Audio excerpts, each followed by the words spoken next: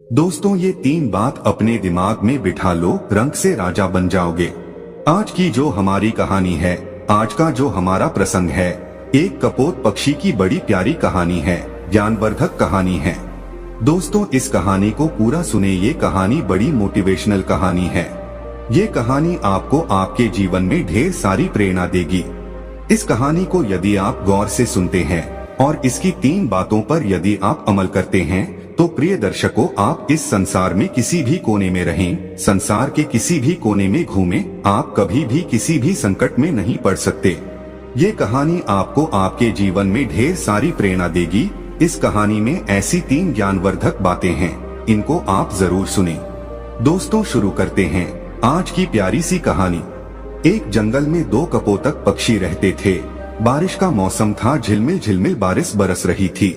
तब दोनों कपोतक पक्षी एक वटवृक्ष के खोखले में जाके बैठ जाते हैं और बारिश मूसलाधार बरसने लगती है। तभी उनके पास एक तीसरा कपोतक पक्षी उड़ता हुआ और भीगता हुआ आता है और उनसे कहता है कि थोड़ी जगह मुझे भी दे दीजिए, मैं बारिश में भीग रहा हूँ। लेकिन उस वटवृक्ष के खोखले में इतनी पर्याप्त जगह नहीं थी कि 3 पक्षी आ सके, क्योंकि दोनों पहले बैठे हुए थे। क्योंकि इतनी ही पर्याप्त जगह थी जिसमें दोनों बैठे हुए थे। अब तीसरा पक्षी उड़ता हुआ भीगता आता है और उनसे जिद करने लगता है और उनसे कहता है कि आप मुझे थोड़ी जगह दे दीजिए, मेरी सहायता कीजिए। जब दोनों पक्षी ही जो पहले से बैठे हुए थे वो इनकार कर देते हैं, वो कहते हैं कि यहाँ पे इतनी पर्याप्त जगह नहीं है जो हम आपको बिठा सकें। तब वह भीगता हुआ पक्षी कहता है कि तुम मूर्ख तो नहीं हो जो मुझे जगह नहीं दे रहे हो। तब वो दोनों पक्षी कहते हैं कि भाई, हमारे पास इतनी पर्याप्त जगह नहीं है, हम दोनों ही बड़ी मुश्किल से इसके अंदर बैठे हैं। लेकिन फिर से वो कहता है कि तुम दोनों ही मूर्खों हो। वो दोनों पक्षी फिर से कहते कि भाई, यदि हमारे पास जगह होती तो हम आपको जरूर बिठाते, लेकिन आप खुद देख लीजिए, हमारे पास इतनी पर्याप्त जगह नहीं है कि हम आपको बिठा सकें। अंततः वो भीगता हुआ कपोत पक्षी उन पक्षियों के ऊपर जाके बैठ जाता है। तब दोनों पक्षी ही उसको धक्का मार के और फिर से नीचे गिरा देते हैं। वह फिर से नीचे से उड़ता है और फिर कहता है कि तुम दोनों बिल्कुल मूर्ख हो, और फिर से उनके ऊपर जाके बैठ जाता है और फिर से वो पक्षी उसको धक्का मार के नीचे गिरा देते हैं। इसी तरह काफी देर चलता रहता है और वो उड़ता हुआ पक्षी उनसे बार बार कहता है कि तुम दोनों मूर्ख हो, तुम दोनों सबसे बड़े मूर्ख हो। हर बार वो इसी बात को कहता। जब वो थक जाते हैं तो भीगता हुआ पक्षी वहाँ से उड़ के चला जाता है और वो दोनों पक्षी उसी वट वृक्ष के खोखले में बैठे रहते हैं। तब उस कपोतक पक्षी की पत्नी अपने पति से कहती है कि पिया जी, अभी जो पक्षी आया था कि ये बार बार हम दोनों से मूर्ख कह रहा था। ये कह रहा था कि तुम दोनों मूर्ख हो, कि तुम मूर्ख तो नहीं हो। वो बार बार इसी बात को कह रहा था। तो ये मूर्ख होता कौन है? मूर्ख होता कैसा है? मूर्ख दिखता कैसा है? आप मुझे इस बात को बताइए। तो दोस्तों, तभी कपोतक पक्षी अपनी पत्नी को एक कहानी सुनाता है और वो कहता है कि प्रिय, इस कहानी को यदि आप ध्यान से सुनोगी तो आपको ये पता चलेगा कि मूर्ख कौन होता है। तब वो अपनी पत्नी को कहानी सुनाता है और उसकी पत्नी बड़ी गौर से और बड़े ध्यान से सुनती है। कपोतक पक्षी कहानी शुरू करता है और वो कहता है कि एक नगर में एक सेठ रहता था। उसी का एक पुत्र था। सेठ ने अपने पुत्र की शादी कर दी और शादी करने के बाद सेठ का लड़का शहर चला जाता है कमाने के लिए, और सेठ के लड़के की पत्नी घर पे रहती है। एक दिन सेठ के लड़के की पत्नी पनघट पर स्नान करने के लिए जाती है और वहाँ पे स्नान करने लग जाती है। तभी उसके पास में 3 राह चलने वाले व्यक्ति आते हैं और सेठ के लड़के की पत्नी से कहते हैं कि बाई, हम बड़ी दूर से आए हैं और हमें बहुत तगड़ी प्यास लग रही है, इसलिए आप थोड़ा हमें जल पिला दीजिए। उस वक्त सेठ के लड़के की पत्नी के बदन पर इतने कपड़े नहीं थे, क्योंकि वो इस समय स्नान कर रही थी। उसी वक्त तीनों राह चलने वाले व्यक्ति आ जाते हैं और उनमें से एक व्यक्ति कहता है कि हमें पानी पिला दीजिए। इस बात को कपोतक अपनी पत्नी से कह रहा है और कपोतक की पत्नी बड़ी गौर से और बड़े ध्यान से सुन रही है। कपोतक आगे कहता है कि सेठ की पत्नी उन लोगों से कहती है कि भाई, तुम कौन हो? तब उनमें से एक राह चलने वाला व्यक्ति कहता है कि हम यात्री हैं और हमें बहुत प्यास लग रही है, हमें थोड़ा पानी पिला दीजिए। उस व्यक्ति की इतनी बात सुनने के बाद वो सेठ के लड़के की पत्नी कहती है कि यात्री तो सिर्फ 2 होते हैं, तुम कौन से यात्री हो। अब वो व्यक्ति बड़ी सोच में पड़ जाता है। वह सोचने लगता है कि हमें खुद को ही पता नहीं है कि हम कौन से यात्री हैं। वो यात्री उस सेठ के लड़के की पत्नी को कोई जवाब नहीं दे पाता है। तभी दूसरा व्यक्ति बोलता है और वो कहता है कि मुझे बहुत तगड़ी प्यास लग रही है और प्यास के मारे मेरे हलक सूखे जा रहे हैं, इसलिए आप मुझे पानी पिला दीजिए। वह सेठ के लड़के की पत्नी कहती है कि भाई तुम कौन हो। तब वो व्यक्ति जवाब देता है और वो कहता है कि मैं अनपढ़ गवार हूँ, आप मुझे पानी पिला दीजिए। तब उस सेठ के लड़के की पत्नी कहती है कि अनपढ़ गवार तो सिर्फ 2 होते हैं, तुम कौन से अनपढ़ गवार हो ये बताओ, तब मैं तुम्हें पानी पिलाऊंगी। लेकिन वो भी कोई जवाब नहीं दे पाता है। वो भी सोचने लगता है कि मुझे खुद को ये पता नहीं है कि मैं कौन सा अनपढ़ गवार हूँ। वो कोई जवाब नहीं दे पाता है। फिर तीसरा व्यक्ति कहता है कि बहन जी मुझे पानी पिला दीजिए, प्यास के मारे मेरे प्राण निकले जा रहे हैं, यदि कुछ देर मुझे और पानी नहीं मिला तो मेरे प्राण ही निकल जाएंगे, इसलिए आप मुझे पानी पिला दीजिए। तब सेठ के लड़के की पत्नी उस व्यक्ति से कहती है कि भाई तुम कौन हो, तुम बताओ, यदि तुमने बता दिया तो मैं तुम्हें जरूर पानी पिला दूंगी। वह कहता है कि मैं मूर्ख हूँ, आप मुझे पानी पिला दीजिए। अब सेठ के लड़के की पत्नी कहती है कि इस संसार में 2 प्रकार के मूर्ख होते हैं, तुम कौन से मूर्ख हो। दोस्तों अब वो भी इस सवाल का कोई जवाब नहीं दे पाता है। वो भी बड़े सोच में पड़ जाता है कि मुझको खुद को पता नहीं है कि मैं कौन सा मूर्ख हूँ। उसको कुछ सूझता नहीं है, कुछ आता नहीं है, कुछ जाता नहीं है। वह कोई जवाब नहीं दे पाता है। इस कहानी को कपोतक अपनी पत्नी से कह रहा है और उसकी पत्नी बड़े ध्यान से और गौर से सुन रही है। आगे कपोतक पक्षी कहता है कि वो तीनों व्यक्ति पियासे ही पनघट से जाने लगते हैं। जब वो वहाँ से रवाना होते हैं तो सेठ के लड़के की पत्नी उनसे कहती है कि भाई आप मेरे घर चलिए, गांव से कुछ ही दूरी पर इसी रास्ते पे मेरा घर है, वहाँ मैं आपको जरूर पानी पिला दूंगी। तो दोस्तों वो तीनों यात्री उस सेठ के लड़के के घर आ जाते हैं और सेठ के लड़के की पत्नी स्नान करके और कपड़े पहनकर अपने घर आ जाती है। जैसे ही वो तीनों व्यक्ति उस सेठ के घर पहुंचते हैं और साथ में सेठ के लड़के की पत्नी भी घर पहुंचती है, तभी उसके ससुर की नजर अपनी बहू पे पड़ जाती है। तब उसका ससुर सोचने लगता है कि मेरी बहू किन मर्दों के साथ घूम रही है, इसका पति विदेश गया हुआ है, इसका पति बाहर गया हुआ है कमाने के लिए और ये पराये मर्दों के साथ घूम रही है। इसी बात को वो सोचने लगता है। उधर सेठ के लड़के की पत्नी उन राहगीरों को अपने घर ले जाकर उनको पानी पिलाती है और तीनों को पानी पिलाकर भेज देती है और उनसे कहती है कि भाई मैंने पनघट में पानी इसीलिए नहीं पिलाया क्योंकि मैं स्नान कर रही थी और मेरे बदन पर इतने पर्याप्त कपड़े नहीं थे जो मैं तुम लोगों के समक्ष खड़ी हो सकूं। इसलिए मैंने तुम लोगों से इतने कठिन सवाल पूछे हैं। मेरा ऐसा कोई मतलब नहीं था कि मैं तुम लोगों को पानी न पिलाऊं, इसीलिए मैं तुम लोगों को अपने घर पे लेके आई हूँ और यहाँ पर तुमको पानी पिला के भेज रही हूँ। अब आप बड़े प्यार से पानी पीजिए और अपनी राह चल दीजिए। तीनों राहगीर पानी पी के वहाँ से चले जाते हैं। तो दोस्तों उधर सेठ के लड़के की पत्नी का ससुर सोचने लगता है कि मेरी बहू बदचलन है, मेरा लड़का बाहर काम करता है और ये पराये मर्दों के साथ घूमती है, पराये मर्दों को अपने घर पे लेके आती है, मेरे घर पे लेके आती है।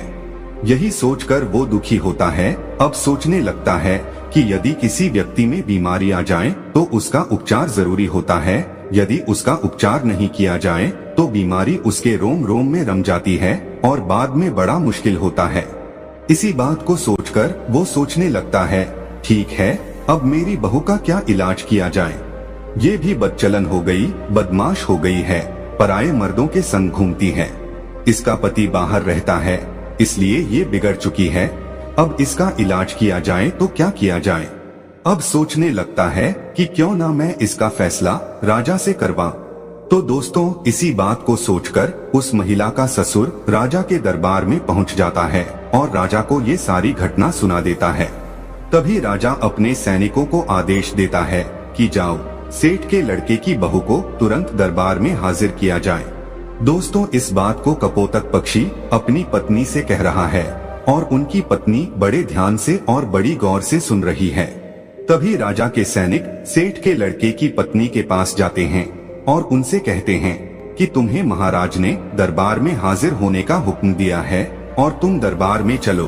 तभी सेठ के लड़के की पत्नी कहती है कि भाई, आप सबसे पहले अपने राजा से ये पूछकर आइए कि उन्होंने मुझे किस रूप में बुलाया है, बेटी के रूप में बुलाया है या बहू के रूप में बुलाया है या माँ के रूप में बुलाया है, किस रूप में उसने मुझे दरबार में बुलाया है।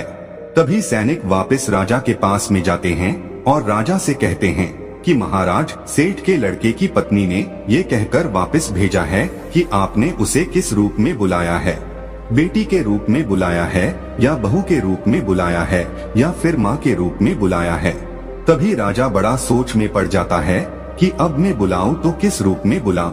राजा अपने मंत्रियों से सलाह लेता है तो मंत्री उसको सलाह देते हैं कि महाराज, सेठ हमारे नगर का सेठ है और इसकी बेटी की बहू हमारी भी बहू लगती है, इसलिए आप उसको दरबार में बहू के रूप में बुलाइए।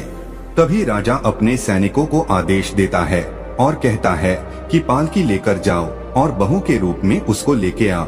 तभी राजा के सैनिक फिर से पालकी लेकर सेठ के लड़के के घर पहुंचते हैं और सेठ के लड़के की पत्नी से कहते हैं कि महाराज ने तुम्हें बहू के रूप में बुलाया है।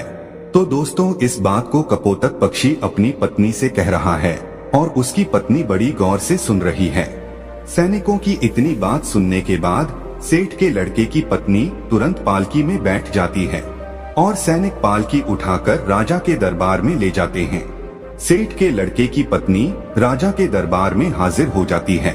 तब राजा उससे सवाल करता है, क्या तुम चरित्रहीन हो? तुम्हारा पति विदेश कमाता है और तुम पराये मर्दों के संग घूमती हो। ऐसा हमारे राज्य में नहीं हो सकता।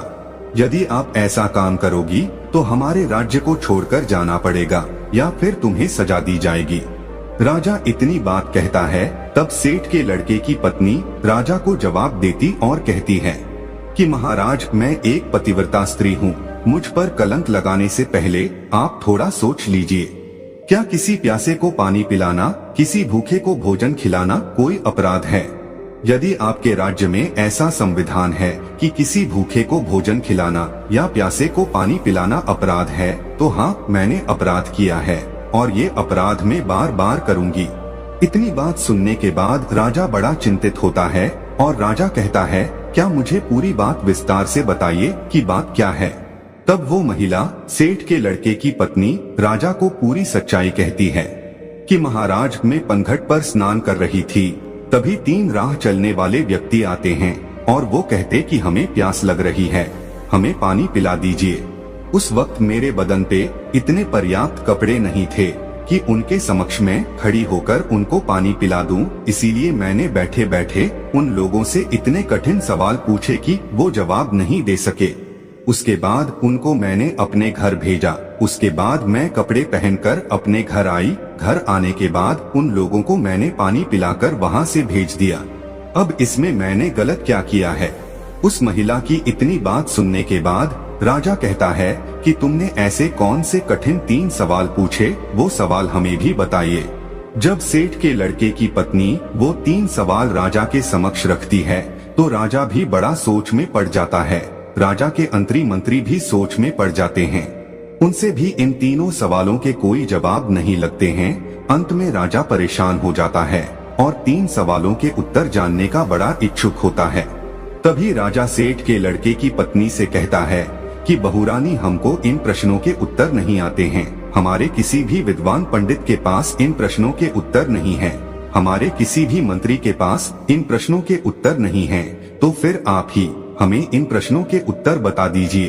तब वो महिला सेठ के लड़के की पत्नी हाथ जोड़ कर के राजा से कहती है कि महाराज, ये तीनों प्रश्न बड़े अनमोल हैं और इनके उत्तर उनसे भी ज्यादा अनमोल है, इसलिए आपसे विनती है, इन तीनों प्रश्नों के उत्तर मैं आपको बता दूंगी, लेकिन बदले में मुझे क्या मिलेगा?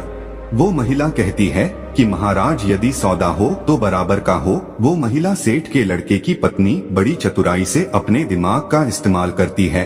तभी राजा बड़ी सोच में पड़ जाता है और अंततः राजा परेशान हो जाता है। सोचने लगता है कि तीनों प्रश्न बड़े अनमोल है और इन तीनों प्रश्नों का उत्तर भी बड़ा अनमोल है। इनको जानना बहुत जरूरी है। यही सोचकर राजा कहता है, दोस्तों कहते हैं ना कि जो राजा मूर्ख हो उसको कोई भी लूट सकता है। और आधा राज्य पे आप शासन करोगी और आधे पे हम करेंगे। ठीक है, आप आपके तीनों अनमोल प्रश्नों के उत्तर हमें बता दीजिए। दोस्तों सेठ के लड़के की पत्नी वो पूरी लिखावट करवाती है, आधा राज्य अपने कब्जे में लेती है और फिर उन तीनों प्रश्नों के उत्तर बताती है। और वो कहती है कि महाराज अब गौर से सुनो तीनों प्रश्नों के उत्तर। पहला प्रश्न, यात्री संसार में दो ही हैं। अब दो यात्री कौन कौन से हैं? कि महाराज पहला सूर्य और दूसरा चंद्रमा जो रात दिन चलते रहते हैं और संसार में भ्रमण करते रहते हैं और संसार को रोशन करते रहते हैं। यही तो यात्री है, सूर्य और चंद्रमा। दूसरा सवाल कि महाराज अनपढ़ और गवार दो चीज है, वह है अन्न और पानी जो हर किसी के साथ में रहते हैं, विद्वान लोगों के साथ भी रहते हैं और मूर्ख से मूर्ख लोगों के साथ भी रहते हैं। उनका लालन पालन करते रहते हैं। यही सबसे अनपढ़ और गवार है जो अज्ञानी को भी वही स्वाद देते हैं और विद्वान को भी वही स्वाद देते हैं। तीसरा सवाल, मूर्ख भी दो प्रकार के होते हैं। पहला मूर्ख है जो मेरा ससुर है, जो अपने घर की बात को एक दूसरे से आके कहता है, वही सबसे बड़ा मूर्ख होता है। यदि मेरे ससुर ने इस बात को मुझसे आकर पूछा होता तो वहीं पर इनको मैं पूरी सच्चाई बता देती। मेरे घर की इज्जत नीलाम नहीं होती, मेरी इज्जत इस तरह भरे दरबार में उछाली नहीं जाती, मेरे घर की बदनामी नहीं होती, इसलिए सबसे पहले बड़े मूर्ख मेरे ससुर हैं। तब राजा कहता कि दूसरा कौन है? तब महिला कहती है कि महाराज दूसरे सबसे बड़े मूर्ख आप हैं। एक वो राजा होता है जो बगैर सोचे समझे कुछ भी फैसला ले ले, वही सबसे बड़ा मूर्ख होता है। इसलिए दूसरे सबसे बड़े मूर्ख आप हैं। आप भी एक ऐसे मूर्ख हैं जो मेरे 3 सवालों के बदले में मुझे आधा राज्य दे दिया, तो आप भी सबसे बड़े मूर्ख हैं। तो दोस्तों अब राजा को गुस्सा बहुत आता है, लेकिन वो कुछ नहीं कर सकता, क्योंकि अब वो भी महारानी है, आधे राज्य की महारानी है, आधे सेना उसकी है, आधा राज्य उसका है। अब राजा कुछ नहीं कर सकता था। तो दोस्तों इस तरीके से अपने दिमाग का सदुपयोग करते हुए उस सेठ के लड़के की पत्नी एक महारानी बन जाती है। तब कपोतक पक्षी अपनी पत्नी से कहता है कि प्रिय, सबसे बड़ा मूर्ख वही होता है जो अपने घर की बात को बाहर निकाल दे, अपनी घर की बात को अन्य लोगों से कहे, अपनी घर की बात को एक दूसरे से कहता रहे, अपनी घर की बात को अपने घर में ना रखे, वही सबसे बड़ा मूर्ख होता है। और दूसरा मूर्ख वो होता है जो किसी के कहने पर भी अपना सब कुछ लुटा दे। ये 2 प्रकार के ऐसे मूर्ख होते हैं, इनका कुछ नहीं हो सकता। तब कपोतक की पत्नी की ये बात समझ में आती है कि संसार में मूर्ख कौन होता है। इसीलिए कहते हैं कि अपने दिमाग का सही समय आने पर जो बंदा सही उपयोग करता है वो अपने जीवन में हमेशा कामयाबी पाता है। इसीलिए दोस्तों हमेशा अपने दिमाग को सही जगह और सही निशाना लगाकर के चलाइए, आप कभी भी फेल नहीं हो सकते। जो लोग अपने दिमाग का सही सदुपयोग नहीं करते हैं वो लोग हमेशा पीछे रहते हैं और एक दिन ऐसा आता है कि उनका पतन हो जाता है। इसलिए अपने दिमाग का, अपनी बुद्धि का सही उपयोग करें।